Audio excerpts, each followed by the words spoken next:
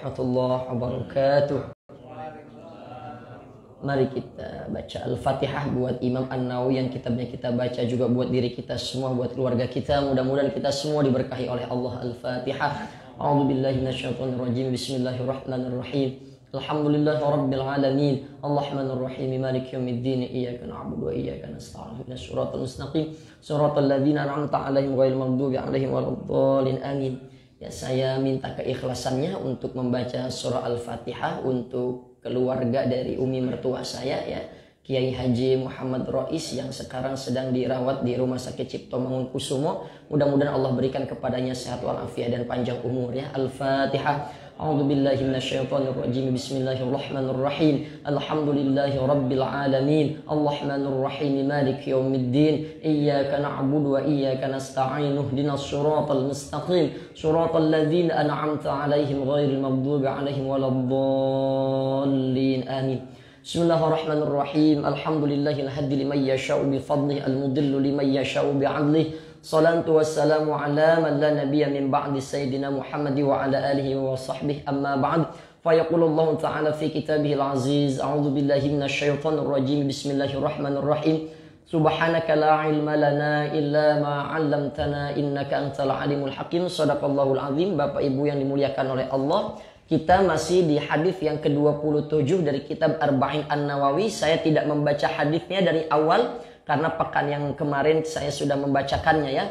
Hanya sedikit saja saya mengulangi ketika seseorang itu datang kepada Rasulullah bertanya tentang kebaikan. Kata Rasulullah, al-birru matma'annat ilaihin nafs watma'anna ilaihil qalb. Jadi kebaikan itu yang membuat jiwa kita tenang dan membuat hati kita tenang tuh. Wal ithmu ma haka fi nafsi wa taraddad fi sadr. Adapun yang perbuatan ism atau dosa itu adalah sesuatu yang membuat hati kita tidak tenang, membuat hati kita goncang dan kita ragu-ragu. Ya, wa in aftakan nasu wa aftauk, meskipun orang itu membenarkan kesalahan yang kita lakukan tuh. Jadi namanya kesalahan itu secara fitrah memang membuat hidup kita tidak tenang, ya. Kesalahan membuat hidup kita tidak tenang dan kebaikan membuat hidup kita menjadi tenang. Itu prinsipnya. Nah, ini saya mau bahas dulu, kita berada di bulan Rajab, ya. Syekh Abu Abdillah Muhammad bin Sa'id Ruslan menjelaskan bahwa bulan Rajab ini memiliki beberapa nama dia. Bisa disebut dengan bulan fardu. Karena di antara minha arba'atul hurum, di antara 4 bulan haram, ya, Zulqa'dah, Zulhijjah, Muharram, ini yang terpisah ini adalah bulan Rajab nih. Kenapa bulan Rajab? Karena bulan Rajab ini disebut bulan fardu karena dia agak terpisah dari yang 3 itu. Nah, bulan Rajab ini disebut juga oleh ulama ini disebut dengan bulan Asham yang artinya tuli itu. Karena pada bulan Rajab ini bangsa Arab ini dia menghentikan peperangan tuh untuk menghormati bulan Rajab. Ya, jadi tidak boleh membunuh, tidak boleh berperang. Bahkan kalau ada seseorang yang pernah membunuh ayahnya, itu dia kunjungi tuh. Itu dia temui, dia kunjungi untuk menjalin keakraban, untuk saling memaafkan. Nah, ini ada di bulan Rajab. Nah, kemudian riwayat Imam Muslim dari Sayyidina Uthman bin Hakim Al-Ansari, ya, ketika dia bertanya kepada Said bin Zubair tentang puasa Rajab. Nah, kemudian dia katakan, aku mendengar Ibnu Abbas berkata, karena Rasulullah Shallallahu Alaihi Wasallam yasumu hatta naqula la yuftiru. Aku melihat Rasulullah ini berpuasa sampai kami tidak melihat Rasulullah itu tidak berpuasa di bulan Rajab. Tetapi beliau juga mengatakan wa yuftiru hatta naqula la yasum, dan kami juga pernah melihat Rasulullah tidak berpuasa sama sekali di bulan Rajab. Ini dalil kesunahan, Bang. Jadi kalau Nabi itu terkadang melakukan, terkadang meninggalkan, maka ini hukumnya sunnah, begitu, ya. Nah, ini kemudian banyak sekali Bapak Ibu dalil puasa Rajab, ya. Bahkan dari riwayat hadis yang kuat ini riwayat dari Al-Mujibah, dari Mujibah Al-Bahili yang dia ini kurus karena puasa tiap hari. Nabi sampai enggak mengenali dia. Kata Nabi, engkau siapa? Aku yang dulu pernah menjumpaimu ya Rasulullah, kok engkau kurus sekali? Karena saya berpuasa tiap hari ya Rasul. Kalau begitu kata Nabi, engkau berpuasalah selain bulan Ramadan di bulan-bulan haram, yaitu salah satunya di bulan Rajab ya. Jadi dalilnya kuat sekali nih. Tidak benar kalau ada kelompok mengatakan puasa Rajab tidak ada dalilnya. Oh ini tidak benar ini. Ini dalilnya sahih. Kalaupun keutamaan misalnya yang diungkapkan siapa yang berpuasa 1 hari di bulan Rajab, kemudian dia menghidupkan malam itu di bulan Rajab meskipun hanya 1 hari dan 1 malam, maka itu dalam kitab Ihya Ulumuddin Imam Al-Ghazali meriwayatkan, maka itu ada sebuah tempat yang istimewa, tempat minum yang lebih manis dari madu, lebih putih daripada susu yang Allah persiapkan untuk orang-orang yang berpuasa di bulan Rajab. Bahkan sepakat Imam Abu Hanifah, Imam Malik, Imam Syafi'i itu menganjurkan puasa penuh di bulan Rajab. Meskipun Imam Ahmad bin Hanbal memakruhkannya itu dengan beberapa sebab. Tetapi 3 ulama besar tadi, Imam Hanafi, Imam Maliki, Imam Syafi'i itu mengatakan dianjurkan. Ya minimal kita 1 hari berpuasa di bulan Rajab. Kalau ada yang mengatakan itu kan hadisnya dhaif. Siapa yang berpuasa di bulan Rajab maka Allah menghapuskan dosanya beberapa tahun. Itu kan hadisnya dhaif. Dalam kajian ilmu hadis, hadis yang dhaif itu meskipun dia lemah atau dhaif tetap bisa diterima untuk memberikan semangat kepada kita. Jadi kalau status hadisnya masih dhaif atau masih lemah, ini masih boleh dipakai. Yang tidak boleh dipakai itu kalau hadisnya maudhu atau palsu. Contoh hadis palsu nih.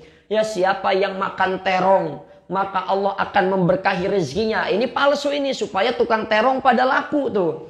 Ya jadi dulu-dulu itu banyak Pak ulama hadis-hadis palsu untuk membahagiakan penguasa atau menguntungkan kelompok-kelompok sepihak tuh. Jadi kalau hadisnya dhaif itu masih bisa diterima Pak. Itu masih bisa diterima. Contohlah hadis dhaif ini. Kalau ada yang khutbah Jumat itu. Siapa yang malam pertama di bulan suci Ramadan. 10 hari pertama itu adalah rahmat. Ya 10 hari kedua adalah maghfirah. 10 hari ketiga itkum minan nar. Dijauhkan dari api neraka. Itu hadisnya memang dhaif. Tapi hadis dhaif itu bukan berarti dibuang. Hadis dhaif boleh diterima untuk memberikan semangat kepada kita. Tapi bedanya hadis dhaif atau hadis lemah tidak boleh dijadikan hukum halal atau haram. Lagian saya yakin kok orang-orang sekarang ini puasa Rajab niatnya bukan supaya dapat ini dapat itu ya. Yang penting kita bisa menghidupkan puasa di bulan Rajab ya. Nah ini dalam kitab ini dikatakan albir kebaikan ya. Sebelumnya saya pernah jelaskan albir itu artinya kebaikan yang sangat luas.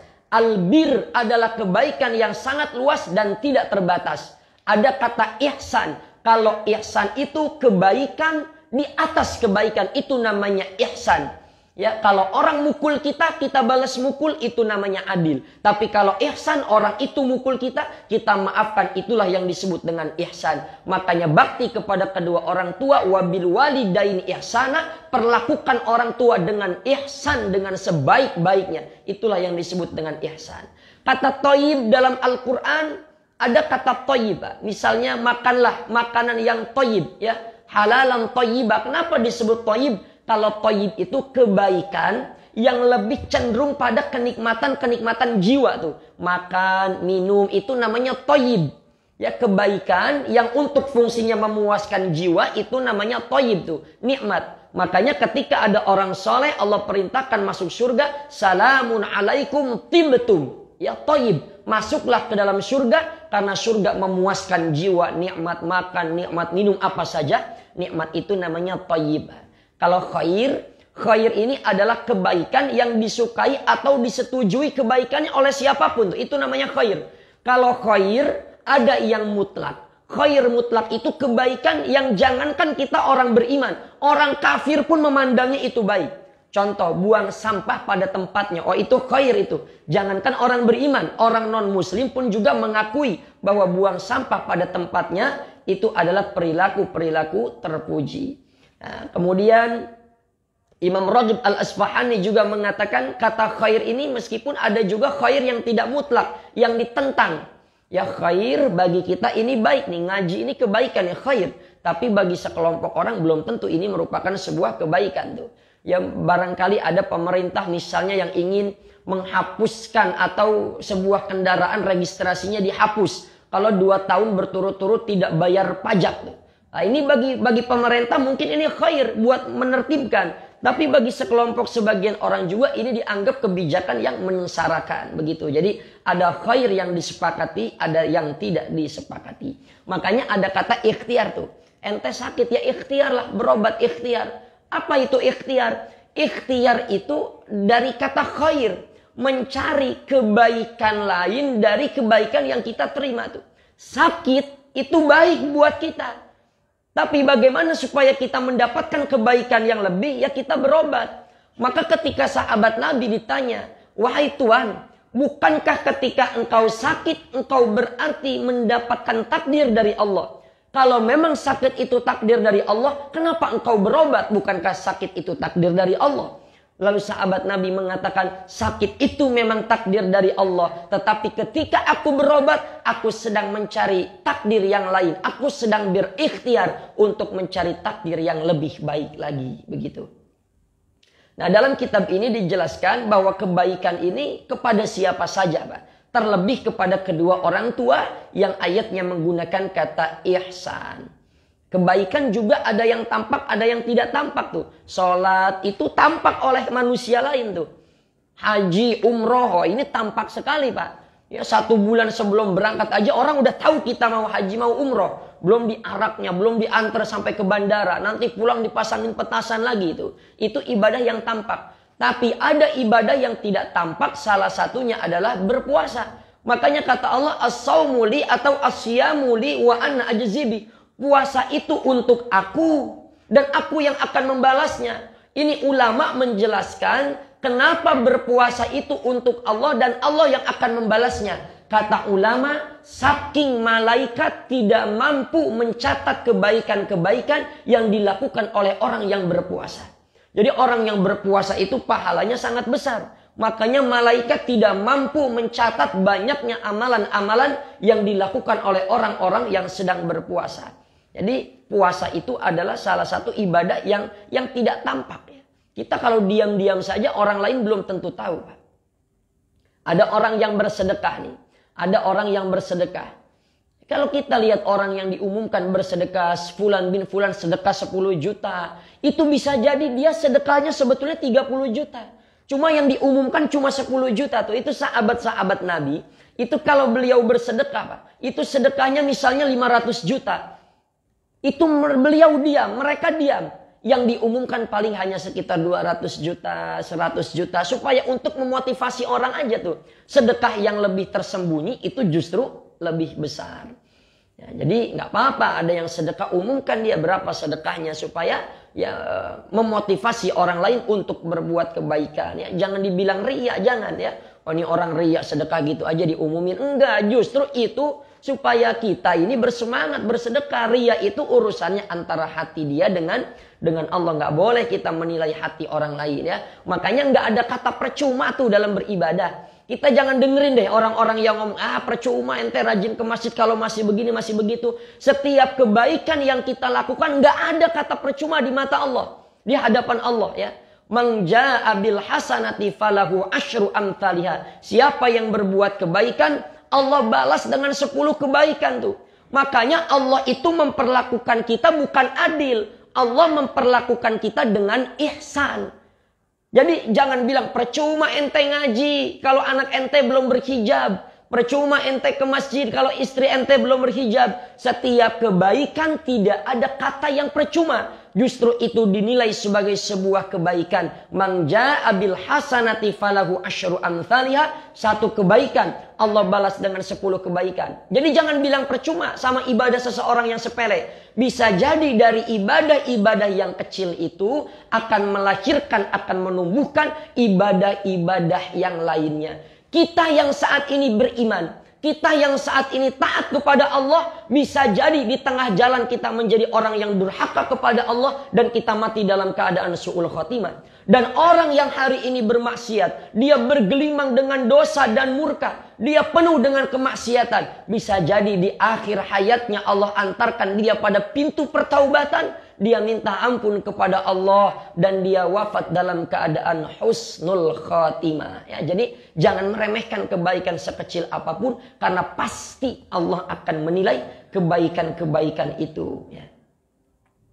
Nah, Bapak Ibu yang dimuliakan oleh Allah tuh, makanya dalam berbuat ini nggak cuma kepada manusia tuh, kepada hewan saja kita harus berakhlak. Kepada hewan saja kita harus berakhlak. Makanya ulama-ulama fikih itu memakruhkan kalau kita pipis, kita pipisnya itu di tanah yang ada lobang-lobangnya. Kenapa? Kata ulama fikih, khawatir di dalamnya ada hewan-hewan yang hidup di dalam tanah. Ya barangkali ada tikus lagi tidur, ada semut lagi pada rapat, barangkali begitu. Ya. Jadi albirru matma'annat ilaihi nafs. Kebaikan itu sesuatu yang membuat kita ini menjadi tenang. Jadi kalau kita pengen tenang, ikuti, berbuat baik. Karena kebaikan itu fitrahnya manusia. Kebaikan itu fitrahnya manusia. Kita punya bapak moyang namanya Nabi Adam. Bapak moyang kita ini nabi. Berarti secara fitrah kita ini punya bapak moyang. Dan kita ini juga secara fitrah harus berbuat baik. Makanya orang yang habis berbuat jahat, dia pasti nyesel. Kalau nggak nyesel, dia malu. Orang kalau habis berbuat jahat, dia nggak nyesel, dia nggak malu. Ini orang hatinya sudah mati dan dia keluar daripada fitrahnya. Kalau jin itu punya bapak moyang. Siapa bapak moyangnya jin? Itu disebut dengan iblis. Atau disebut dengan Azazil. Makanya iblis itu lebih cenderung menyimpang karena bapak moyangnya itu adalah iblis yang dia durhaka kepada Allah. Dan maksiat ini ada maksiat zahir, ada maksiat batin. Hati kita ini punya pasukan. Hati kita ini punya pasukan. Kalau dia baik, maka apa yang keluar akan baik. Tapi kalau dia buruk, maka yang keluar pun akan buruk tuh. Hati kita punya pasukan. Apa itu? Tangan, mata, telinga, kaki. Kalau orang hatinya udah kotor, Pak, itu mandang orang dengan kekotoran yang dia lakukan tuh. Misalnya dia lihat jam 2:30 malam, lihat orang habis dari diskotik, pasti dia akan berpikir, oh ini orang jangan-jangan habis mesum ini. Ya, itu terkadang Pak, bahayanya kotornya hati. Kadang kotornya hati kita tuduhkan kepada orang tuh. Oh ini orang diem-diem aja, jangan-jangan dia mau maling nih. Padahal kita yang pernah berbuat begitu tuh. Yaitu kadang kejinya hati kita tuduhkan prasangka buruk itu kepada orang lain. Jadi hati kita ini punya pasukan. Tapi hati ini punya kendali di mana? Di lisan tuh.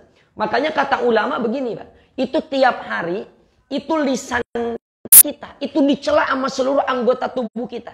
Ini kata Nabi, setiap hari anggota tubuh kita itu mencela lisan kita. Semua anggota tubuh ngomong, lisan, engkau harus pandai-pandai menjaga dirimu. Kalau engkau selamat, maka kami pun seluruh anggota tubuh akan selamat. Tapi kalau engkau tidak selamat, maka kami pun semua akan diazab oleh Allah. Jadi itu dalam kitab dikatakan, ya, anggota tubuh kita ini mencela lisan. Jadi lisan ini sangat mempengaruhi hati kita. Ya. Nah, Bapak Ibu yang dimuliakan oleh Allah, ya, maka kebaikan itu harus kita lakukan meskipun sekecil apapun itu. Jangan pernah meremehkan. Sebab kita nggak tahu amalan kebaikan apa yang nanti akan mengantarkan kita pada surganya Allah. Ya. Barangkali sekarang nih kita gibahnya nggak pakai mulut Pak. Tapi kita gibahnya di WA. Ya, gibahnya kadang kita di WA atau di grup segala macam. Ini kemarin sempat viral Pak. Tuh, ya. Katanya pegunungan Arab Saudi itu menghijau. Ya, ini akan terjadi tanda-tanda hari kiamat. Ini beberapa orang, ya salah satu orang nanya ke saya. Dia panik juga bagaimana ini akan terjadi hari kiamat. Lalu orang ini dia cocokkan tuh. Dia cocokkan fenomena yang sekarang terjadi di Arab. Dia cocokkan dengan hadis tentang terjadinya kiamat. Nanti salah satu ciri akan datangnya kiamat, pegunungan Arab Saudi itu akan menghijau. Menghijaunya itu dalam hadis itu menghijaunya permanen. Kalau yang sekarang ini nanti menghijau, nanti kering, nanti menghijau, nanti kering. Kenapa di Arab Saudi itu sekarang menghijau? Karena curah hujannya lagi tinggi. Makanya pegunungannya itu banyak tumbuh pohon-pohon sehingga menghijau. Jadi kalau ada berita-berita tentang kiamat, kita jangan terlalu panik, Pak. Itu waktu COVID, itu kan ada berita nanti bulan Ramadan akan keluar dukhon atau asap tuh. Ini hadisnya segala macam. Ternyata diteliti dalam kitab Ibnu Jauzi Al-Maudu'at, hadis itu adalah lemah. Bahkan maudhu, palsu tuh. Jadi jangan panik tentang, jadi begini. Banyak orang yang mencocokkan fenomena alam yang terjadi dengan hari kiamat. Kalau mau bicara kiamat ini udah dekat, dari memang sejak diutusnya Nabi, kiamat pun emang udah dekat. Karena Nabi disebutnya khatamun nabiyyin, penutup dari para Nabi. Berarti ketika Nabi Muhammad, Nabi terakhir, diutus menjadi Nabi terakhir, berarti kan ini tanda kiamat ini udah dekat. Gitu. Jadi kiamat ini nggak ada yang tahu. Cuma dalam hadis dikatakan kiamat itu terjadi hari Jumat. Cuma Jumatnya juga nggak ada yang tahu. Apa yang membuat kita tenang, Pak? Dulu saya panik juga. Wah, akan kiamat ini itu. Enggak. Kata Nabi, hari kiamat tidak akan terjadi kecuali orang-orang di muka bumi ini sudah tidak ada yang menyebut kalimat la ilaha illallah. Sekarang masih banyak yang nyebutin kalimat la ilaha illallah. Makanya kalau orang nanya kepada Nabi, ya Rasulullah, kapan kiamat? Mata sa'ah, kapan kiamat? Nabi nggak ngejelasin kapan-kapannya. Al-Quran juga nggak ngejelasin. Cuma Nabi balik nanya ke orang ini, apa yang sudah Anda persiapkan buat hari kiamat?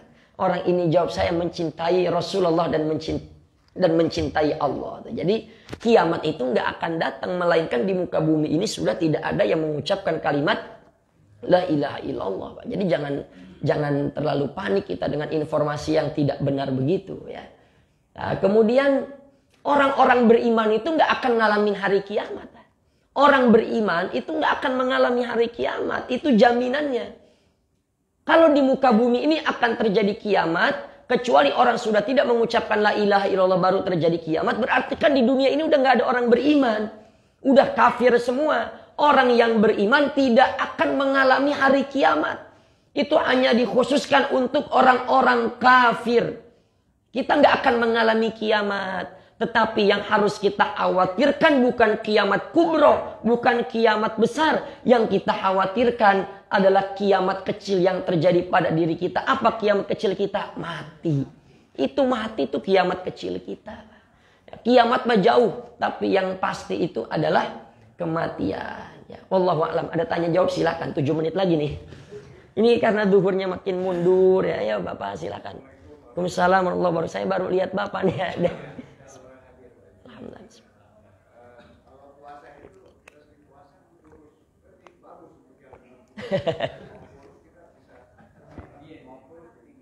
Iya.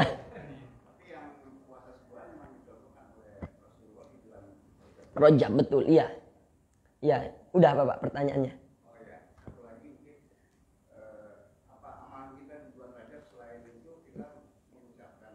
Iya, baik. Ya, baik. Berpuasa di bulan Rajab ini adalah hukumnya sunnah ya, sangat dianjurkan karena ini adalah minha arba'atul hurum, salah satu bulan yang sangat mulia. Berpuasa ini hukumnya sunnah dia ya. Nah, lalu bagaimana kalau ada orang ini, sebagian kita biasa mendengar nih ibu-ibu, Ustaz saya puasa niatnya buat diet ini. Ini gimana ini? Kalau berpuasa itu niatnya karena Allah. Masuk Pak Haji, nggak apa-apa.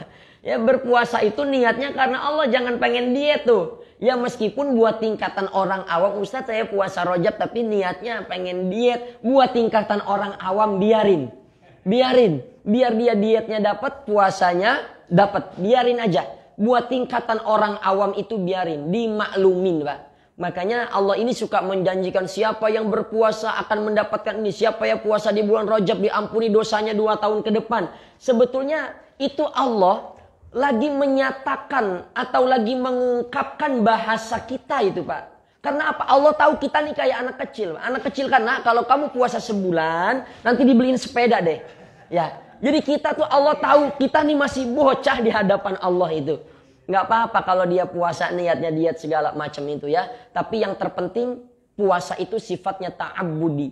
Jangan nanya nanti kalau puasa sehat. Kalau rajin sholat nanti sehat. Khawatir nanti kalau dia puasa atau dia sholat dia nggak sehat, nanti dia protes. Ah katanya puasa sehat, ternyata ini saya puasa malah tetap penyakit ya.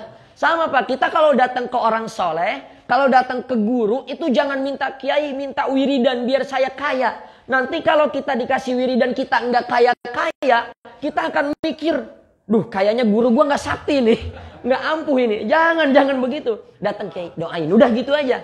Ya nanti kita bakal kurang rasa hormat kita sama guru kita. Ya kalau ibadah itu memang harus murni karena Allah. Ya wa ma umiru illa liya'budullaha mukhlishina lahudin. Puasa itu harus betul-betul mukhlis, harus ikhlas karena Allah. Amalan apa di bulan Rajab? Perbanyak istighfar kepada Allah, perbanyak beristighfar kepada Allah, banyak doa minta yang baik-baik kepada Allah, banyak apa yang biasa kita baca, zikir kita itu baca, itu wirid.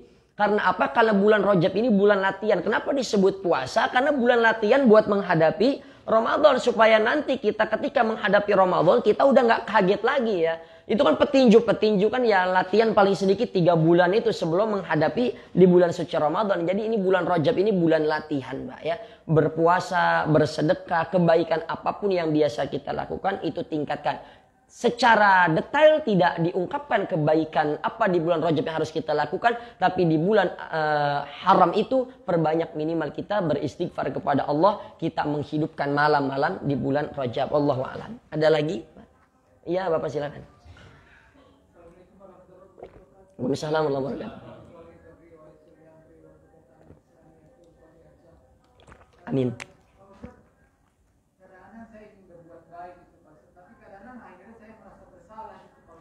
Iya. Jadi ada suatu masjid atau suatu pesantren mencari imam rawatib Pak Ustaz. Iya. Begitu saya share, maksudnya biar kalau teman-teman ada yang punya waktu atau punya ilmu segala macam bisa membantu di situ Pak Ustaz. Iya. Di situ disebutkan syarat-syaratnya. Salah satunya mazhabnya salaf gitu Pak Ustaz. Tapi terus ada teman yang bilang itu termasuk Wahabi katanya. Saya tidak mengerti Pak Ustaz. Apakah salaf itu apakah Wahabi itu? Karena sekarang kan zamannya fitnah Pak Ustaz. Banyak sekali kita diadu domba itu dengan macam-macam ya salafi ya anak nasab kayak gitu. Iya. Gimana menanggapi seperti ini Pak Ustaz? Baik. Wassalamualaikum warahmatullahi wabarakatuh. Memang orang sekarang ini mengaku dirinya tuh paling salaf. Ada kelompok yang ana nih paling salaf, ana paling sunnah. Jadi Allah karim ya kita nih diadu domba Pak dengan ya orang-orang yang tidak bertanggung jawab ya. Jadi begini. Makanya akidah yang harus kita pegang itu adalah akidah ahlus sunnah wal jamaah. Siapa itu akidah ahlus sunnah wal jamaah? Orang yang berpegang teguh pada sunnah Rasulullah, sunnah sahabat, para tabi'in dan para alim ulama. Jadi sekarang ini kalau ditanya salaf itu siapa? Salaf itu orang yang ikut pada sunnahnya sahabat, sunnahnya Rasulullah Sallallahu Alaihi Wasallam. Kalau begini, orang itu banyak Pak yang cuma modal jenggot. Lalu dia merasa dia nih paling benar, ana nih paling sunnah. Ya, jenggotnya benar, dia ikut sunnah Nabi, tapi kok lisannya merasa paling suci gitu. Ya, lalu mengkafirkan orang, membid'ahkan orang, menyalah-nyalahkan orang, ya mengkafir-kafirkan, menuduh orang yang berziarah kubur itu syirik, penyembah kubur. Kita tidak ada yang begitu. Ya bahkan beberapa kali orang-orang yang merasa paling sunnah itu diundang Pak oleh para ulama-ulama untuk berdialog, untuk berdiskusi karena fitnahnya sudah cukup luar biasa begitu. Jadi memang pastikan masjid-masjid ini diisi oleh ustadz-ustadz yang dia ini bersanad dan berakidah ahlus sunnah wal jamaah, bermadhab Imam Hanafi, Imam Maliki, Imam Syafi'i, Imam Ahmad bin Hambal, tidak melenceng daripada ajaran-ajaran akidah ahlus sunnah wal jamaah. Ini kita sering dengar, kenapa harus pakai madhab katanya? Kenapa kita harus pakai madhab Syafi'i? Kenapa nggak langsung pada Al-Quran dan Sunnah saja? Loh, Imam Syafi'i itu punya guru. Mohon maaf, kenapa kita tidak langsung pada buka Sahih Bukhari? Sahih Bukhari, Imam Bukhari itu lahir belakangan, Pak. Imam Bukhari itu berguru kepada Imam Ahmad bin Hambal, yang Imam Ahmad bin Hambal punya guru Imam Asy-Syafi'i. Itu Imam Bukhari itu gurunya ribuan itu, Pak. Imam Bukhari itu punya guru itu ribuan, Pak. Itu kan Imam Hanafi punya murid Imam Malik. Imam Malik punya murid Imam Syafi'i. Imam Syafi'i punya Imam Ahmad bin Hambal. Jadi kalau ada orang, kita nggak perlu pakai hadis, kita nggak perlu pakai madhab, kita nggak perlu ikut ulama, ikut aja Al-Quran dan Sunnah. Loh memang ente bisa memahamin Al-Quran, emang ente bisa memahami hadis. Jadi tolong cari imam, ya yang imam itu memang dia berakidah ahlus sunnah wal jamaah yang tidak mengharamkan ziarah kubur, Ya, yang tidak mengkafirkan orang-orang peringatan maulid. Bahkan orang-orang begitu imamnya saja ditentang kok. Kata dia maulid itu sesat, maulid itu bid'ah loh. Imam Ibnu Taimiyah itu imam saja mengatakan tuh, fata'zimul maulid wa ittikhadhuhu mausiman qad yaf'alu ba'dun nas wa yakunu lahu fi ajrun 'azim tuh. Ajarin peringatan maulid, adain. Itu kata imamnya sendiri tuh. Jadi memang ada sebuah karya Pak ya, saya sebut saja tuh ya, sifat sholat Nabi. Ketika dia baca kitab sholat, sifat sholat Nabi itu dia langsung merasa dirinya tuh paling benar. Ya itu imam ini sangat diagung-agungkan oleh kelompok mereka tuh. Makanya dia kalau habis bangun dari sujud dia begini nih, ya begini. Kalau kita kan begini, kal ajil kata Imam An-Nawawi, kal ajil bangun dari sujud tuh kayak orang ngadonin kue begini apa begini, kan begini Pak, orang ngadonin kue tuh nggak begini. Ya lalu ya kalau dia mau begini silahkan, tapi jangan menyalah-nyalahkan orang begitu. Ya, yang disebut dengan salaf itu sebetulnya orang yang ikut pada Nabi, ikut pada sahabatnya Rasulullah Shallallahu Alaihi Wasallam. Apalagi mohon maaf Pak ya, orang yang sholat lalu sholatnya tuh injek-injekan tuh, kakinya diinjek, ya kakinya diinjek. Ini sunnah Nabi diinjek, ya Allah ya Karim ya. Sholat diinjek biar khusyuk. Saya pribadi sholat kalau kaki saya diinjek jijik saya Pak, geli saya, geli saya, nggak khusyuk saya. Ya orang kaki kita diinjek Pak, nggak khusyuk saya. Ya. Iya, bahkan dalam hadis itu memang ada sahabat yang dia sholat dia nginjek kaki sebelah temennya. Tapi sahabat ini dalam kajian ilmu hadis, sahabat ini majhul. Majhul itu nggak disebutin siapa sih itu orang yang nginjek yang sholatnya begini, nggak disebutin. Artinya apa? Ini nggak dipraktekkan meskipun itu dilakukan sama sahabat, tapi sahabat yang lain nggak pada begitu. Nggak saling injek-injekan kaki. Begitu makanya Islam yang baik itu bukan diukur dari seberapa panjang jenggotnya, bukan diukur dari seberapa cingkrang celananya, tidak diukur seberapa cingkrang sarungnya. Tapi Islam yang baik itu dia menjalin hubungan baik dengan Allah, menjalin hubungan baik kepada sesama manusia, dan dia tidak memandang orang lain itu lebih hina daripada dirinya. Ini terakhir saya tutup Pak. Ada orang Pak itu habis ikut perang. Ada orang habis ikut perang. Ini orang ini begitu perang, sahabat Nabi lagi pada duduk di masjid. Ini orang langsung masuk masjid, dia kemudian sholat. Itu ketika dia sholat, kata Nabi, siapa yang pengen bunuh orang ini? Sahabat nggak ada yang berani karena ini orang lagi sholat. Loh, kok bingung, ada apa kok Nabi bertanya begitu? Ini orang lagi sholat. Nah kemudian setelah selesai sholat Nabi bertanya, hai pemuda, apakah ketika engkau tadi selesai perang, engkau masuk masjid, engkau merasa bahwa engkau lebih baik daripada sahabat-sahabat dan daripada saya?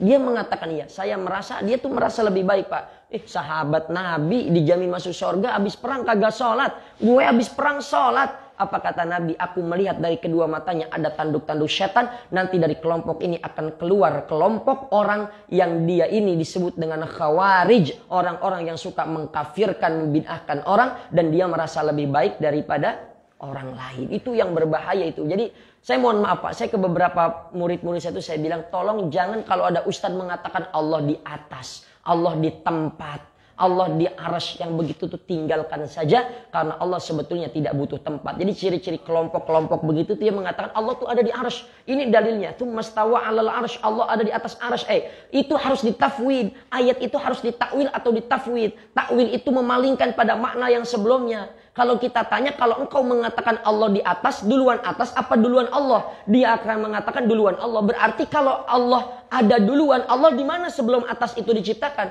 Kalau dibilang Allah itu ada di arsy, sebelum arsy ada, Allah ada di mana? Mereka nggak bisa jawab begitu ya. Paling mereka berdalil saja begitu. Nah jadi memang Allah itu tidak butuh tempat. Dan Allah tidak butuh tempat. Jadi jangan bilang Allah ada di mana-mana. Saya paham orang mengatakan Allah ada di mana. Maksudnya pengawasan Allah itu melihat di mana saja berada. Tapi jangan menyerupakan Allah. Apalagi mengatakan Allah punya mata, tapi matanya nggak kayak mata kita. Allah punya tangan, tapi tangannya Allah nggak kayak tangan kita. Ini namanya disebut dengan mujassimah. Orang yang sudah memfisikkan Allah sama seperti kita. Kalau gitu apa bedanya? Kita punya tangan, Allah punya tangan, tapi tangan Allah nggak kayak tangan kita. Ini kesesatan. Berarti apa beda kita dengan, mohon maaf, babi? Babi punya kaki, kita punya kaki. Kaki babi beda dengan kaki kita. Ini kan sudah sama. Sedangkan Allah laisa kamitslihi syai'un. Ya Allah tidak sama, tidak serupa dengan makhluknya. Makanya supaya kita nggak kepanjangan mikir, Pak. Makanya kenapa tuh ada Lia Eden? Lia Eden itu kan ngaku jadi Jibril. Ahmad Musaddiq dia ngaku jadi Nabi pelatih badminton. Karena dia itu mengukur dengan akalnya. Makanya Imam Ibn Athaillah atau Allah itu ulama mengatakan jangan pernah pikirin tentang Allah, tapi pikirin makhluk-makhluk Allah. Sebab nanti di akhirat kita tidak akan pernah ditanya, kita tidak akan bertanya Allah, tapi Allah yang nanya kita. Jadi jangan mikirin. Loh, nanti bukannya ada dalil kalau nanti kita di surga kita ngelihat Allah, berarti Allah di surga dong. Berarti Allah butuh tempat. Kita melihat Allah dengan cara Allah, bukan dengan cara kita. Begitu Pak ya. Wallahu a'lam. Ya, jadi cari ustaz-ustaz tuh yang mohon maaf ya, yang akidahnya benar lah. Jangan menyimpang begitu Pak. Jangan menyimpang ya. Udah jam 1 lewat ini. Satu lagi kali ada lagi satu lagi. Iya Pak Haji silakan. Bapak yang punya kesibukan nggak apa-apa, tinggalkan aja majelisnya ya. Saya zalim juga ini jam 1 lewat. Ya. Assalamualaikum. Iya. Iya.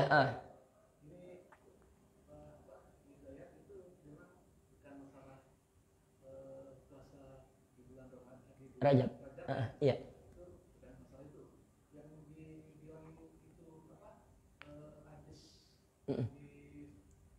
Doa palsu. Iya, baik. Iya. Iya.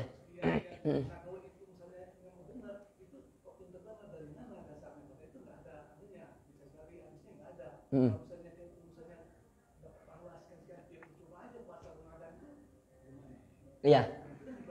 Iya, baik.